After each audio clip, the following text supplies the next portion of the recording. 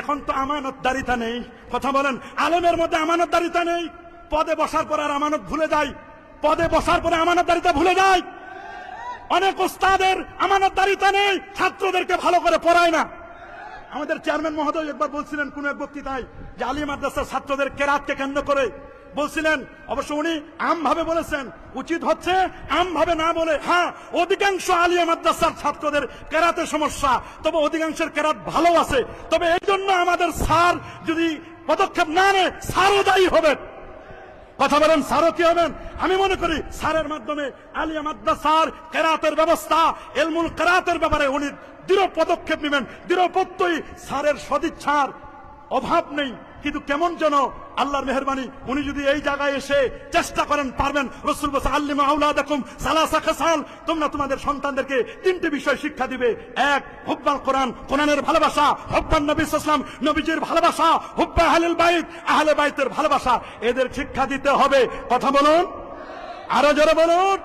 আমানতের খিয়ানত, এটা কিয়ামতের আলামত। বলেন আমানতের খিয়ানত, আমানতের খিয়ানত।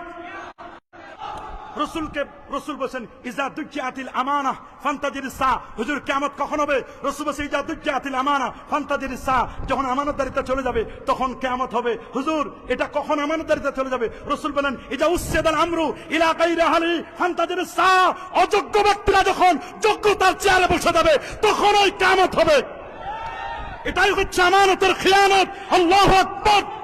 আমার রাসূল ১৫০০ বছর আগে জামে তিরমিজির হাদিসের মধ্যে বলে দিয়েছেন, আন আবি হুরায়রা রাদিয়াল্লাহু তাআলা আনহু আন্নাহু قال قال رسول الله صلى الله عليه وسلم اذا اتخذ الفيء دولا والامانه مغرمه والزكاه مغرمه تولم على غير الدين اتى رجل امراته واقامه وابنى صديقه واقصابه وجارت الاصوات بالمساجد وصاد القبيله فاسقهم وكان زعيم القوم ارجلهم واكرم رجل مقوه الشر وجهرت القينات والمعاجب وشربت الخمور لان اخر هذه الامه اولها فارتقب عند ذلك ريحا حمراء وزلزله وخسفا ومسكا وقذفا رواه الترمذي।